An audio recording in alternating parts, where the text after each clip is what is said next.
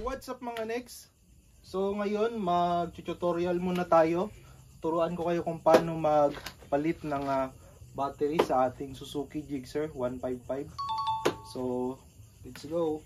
Kailangan lang natin dito is dalawang Allen wrench at syempre ating susi. So first thing na gagawin nyo, susian nyo muna to, tanggalin muna ang upuan. Yan. Tapos may dalawang alin dito. So i-unbolt na lang muna natin.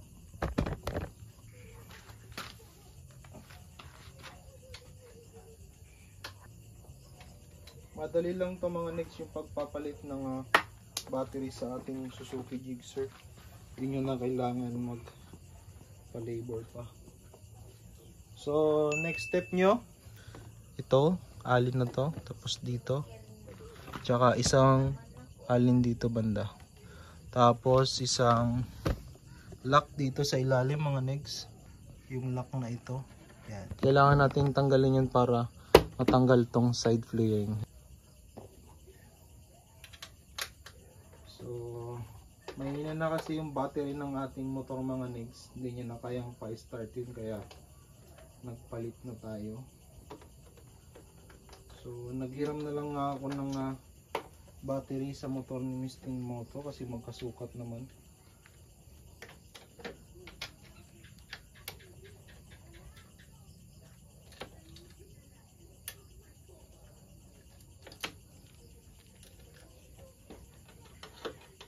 Hindi nyo na kailangang pumunta sa shop mga next.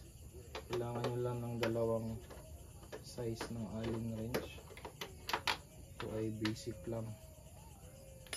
Tapos syempre kailangan nyo rin ito para sa pagtanggal ng terminal battery.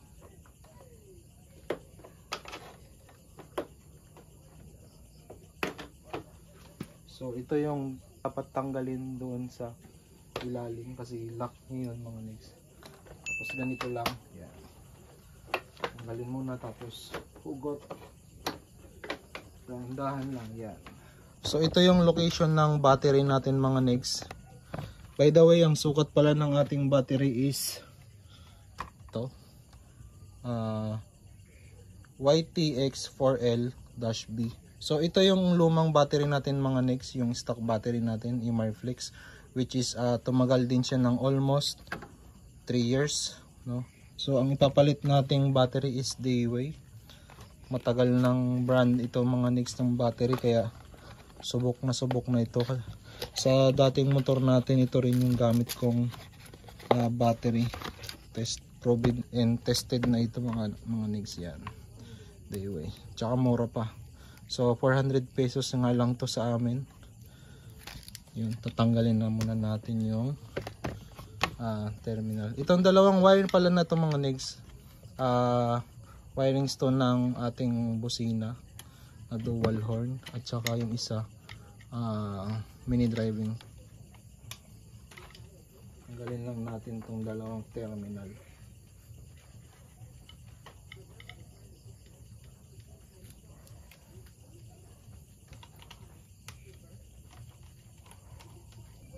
Tanggalin lang itong rubber, yung lock. Ganun lang, kasi kadali. Tanggalin na siya. So kasi itong battery natin lumobo na rin yung likod. Kita nyo. Kaya talagang palitin na siya. So, tanggalin lang natin yung plastic mga negs. Salpak na natin. So sa pagbalik, unahin nyo muna itong rubber, yung lock niya para hindi kayo mahirapan. Ito niya siya tapos lagay muna natin itong kanyang lock.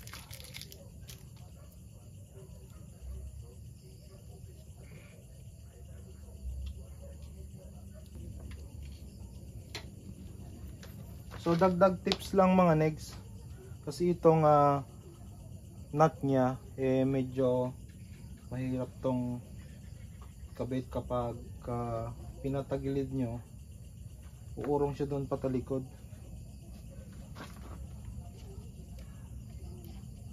Ang tips ko sa inyo is kailangan nyo siya ng pat-pat dito sa likod para hindi siya atras kapag nilagay nyo.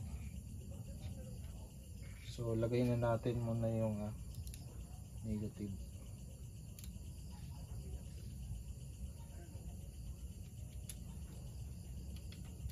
You know, diba? Easy. Tapos sa kabila naman tayo sa ating positive.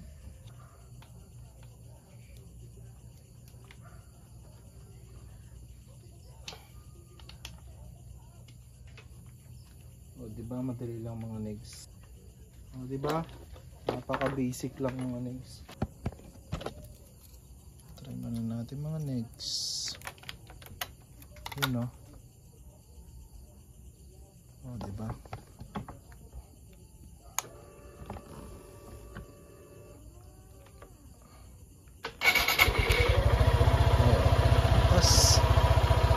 So okay na yung ating motor mga negs.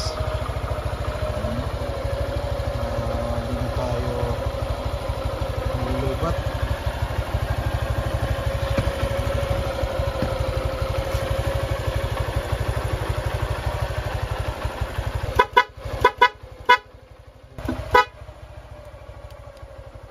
Ngayon ibabalik na natin mga negs ang ating cover, side cover. So kung ano yung huli yung binaklas, yun ang una nyo ibabalik. Sa pagbalik, ganito lang. Sa pagbalik pala mga next ng side clearings ng ating Suzuki Gixxer, meron dito nga dalawang butas. Yan o. Tapos ito, yung dalawa na yan, papasok nyo yan doon sa butas. Kaya yung pagsalpak nyo, ganyan. Yan. Tapos, pupus nyo. Kailangan nakalock siya. Pantay ito. Dito yan. Tapos na to. So ganun lang kadali mga next. So, ayun lang mga next, ganun lang kadali mag palit ng battery ng ating Suzuki Gixxer. So this is Negroy Moto. Kung napanood mo ang ating vlog na to, i-hit mo naman yung subscribe button yan sa baba at notification bell. Ayun. So this is Negroy Moto. Bye!